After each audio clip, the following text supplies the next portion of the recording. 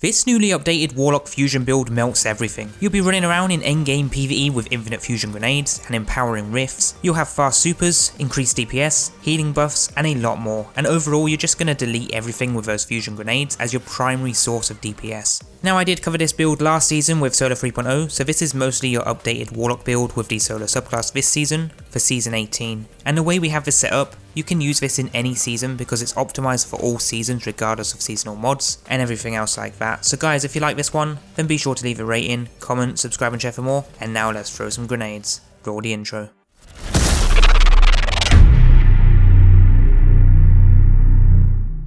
Now firstly, as always, like every build video here, if you do like this one and you want to see more like this, then be sure to check out the full collection of builds in the playlist down below for this season, as I do create new and updated builds every week here on the channel. But with this one today, you'll be running around with infinite fusion grenades and rifts, and the way we have it set up, you will be able to chain between those two abilities on a loop, so you will have them at all times. And the best part about this build is that you don't even need to kill things with your weapons, because the grenades are going to do all the work, and then shooting enemies is just going to get your grenade back. And honestly, you could actually throw thousands of grenades with this build. It almost reminds me of the Infinite Solar Grenades build, but much better because of that damage that we're getting out of it. Now, I'd recommend using this build in things like a Master Lost Sector solo, or a Grandmaster Nightfall, or even a raid or dungeon. You ideally want to be running this build where you have either a lot of tough adds, or a lot of master level champions and bosses, because you'll want to use your grenade on those types of enemies, rather than simple, easy to kill adds, as your fusion grenades are going to deal an insane amount of damage, and even if the 2 grenades isn't enough to kill the target, all you need to do is just shoot them inside your rift and you'll have more grenades to throw. It's literally that simple. You can even use weapons that deal damage over time like a Wither Horde or Fawn, because standing in the rift while they're passively taking damage will still recharge the grenade. That way you have your DPS over time weapon damaging enemies, you shooting them with your main DPS weapon, as well as having those grenades ready to throw at all times on top. This build is honestly no joke. It's one of the best Warlock builds in the game still, and it's definitely worth using inside of endgame PvE. So if you haven't yet got a good build set up for the Warlock, then this one might just fit perfectly for you. So the way you effectively use this build is start by placing down your empowering rift. This will grant you an increase to weapon damage, then throw your fusion grenade to get a kill on an add. This will recharge your rift instantly, while spawning 2 solar elemental wells. Upon picking up those wells, you'll get increased health regen, ability energy to all abilities, and an increase to your super's recharge rate, and an increase to weapon damage. From here, you'll just run around chaining between your rift and grenade, while dealing damage with your weapons to recharge the grenade. The way we have this set up with Starfire Protocol, you don't even need the final kill on adds to get grenade energy. All you need to do is deal damage to enemies while inside the rift, so in harder PvE content, you can just keep dealing damage to bosses and champions like normal, but you'll also be able to spam grenades on top for extra damage. Honestly, it's a really good build and it's really effective for activities where you have tough bosses and champions. Now, there are a few other things that we're using with this build that I haven't shown yet, which will massively help with getting your abilities and supers faster. So getting into the setup of that and starting with a loadout, you want to use solar weapons. Ideally a solar heavy weapon, as will increase the DPS of those weapons, but if you can run a solar energy as well, then that's a bonus. Otherwise, you'll want to run the weapons that you need for the activity type that you're playing, like how I have an Arbalist to cover my anti-barrier champions. Good exotic weapons that pair nicely with this build are firstly Wither Horde. This is because it can passively damage enemies without you needing to shoot them, and you want this to happen because damaging enemies with weapons while empowered is going to recharge your grenade. So you want to run weapons that can deal damage over time, that be a Wither Horde, or a weapon that does some sort of poison damage like a Limon bow or even a Fawn, because that damage over time on tougher adds, champs or bosses is going to recharge that grenade. It's not required because just shooting them yourself will work still, but it just makes things a lot easier, as you could put a Wither Horde or poison shot on a boss for example, and then kill other adds, or just use your grenade over and over on a loop. And guys, if you need grenade kills for any reason, I think this build has got your back. Now for the subclass, we're using the Warlock Solar Dawnblade with the Well of Radiance super. Really good super, but it did get a slight nerf with Solar 3.0 last season sadly, but you can use this or the Daybreak. I prefer the Well because it's got a much faster cooldown, and you will be using it a lot anyway. With that super, we'll be running an empowering rift. This is a must have for this build to work, so slot that on, and then I have an Incinerator Snap melee, but you can use whatever you prefer. But then the last thing you want for the abilities is the Fusion Grenade, because this is what the build is focused around.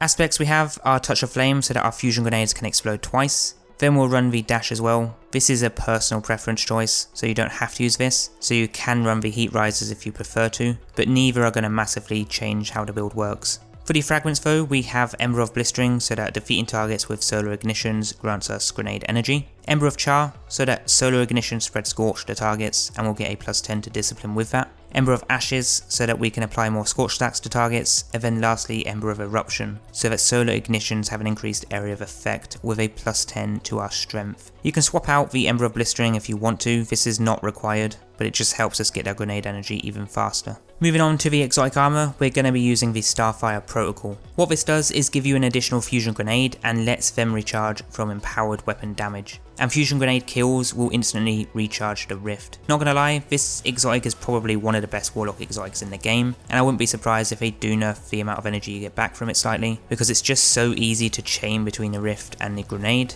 and all you need to do is use your rift, get a kill with your grenade, and then spam grenades on champions and bosses while shooting them at the same time with your weapon, or a weapon that passively does DPS to them. Honestly, a really good exotic to use with this build for infinite fusion grenades. It almost reminds me of the infinite solar grenades with some bracers. Now moving to the mods, first up we're running Elemental Ordnance so that we can spawn in solar wells when getting kills with our grenade. Then we'll run Bountiful Wells so that we can spawn in extra wells. If you want to, you could replace this with Well of Ordnance or squeeze in that mod somehow with the build if you have any spare slots, but I don't really feel it's needed. However, the next mod will be Well of Life so that we can have some form of health regen. This is like a mini restoration, but nowhere near as good, but it does help quite a lot. The next mod we have is Font of Wisdom to get faster supers when picking up the solar wells, and then Font of Might to increase our solar weapons damage while also picking up that well. So those wells are actually giving us a lot of benefits. But for the normal mods back in the helmet, to get faster supers you'll want to run 2 Ashes to Assets. But you can use the Inferno Whip to stun Unstoppables this season if you want to.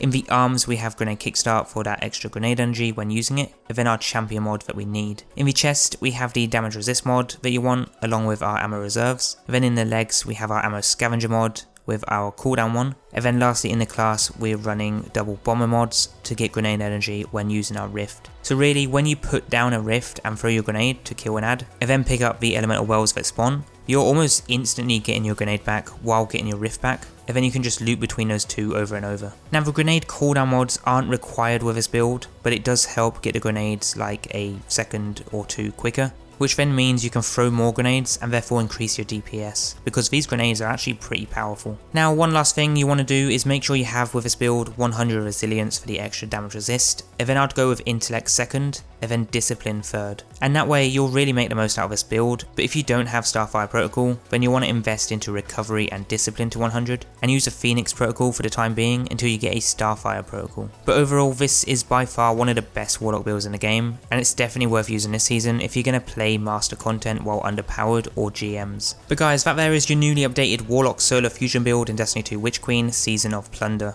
Next, as always, be sure to check out the playlist down below for more top, fun and broken builds this season for Season 18, as I do cover new builds every week here on the channel. But for now, give this one a try, let me know what you think of it and what changes you'd make, and I'll catch you guys very soon for the next build. Peace out guys.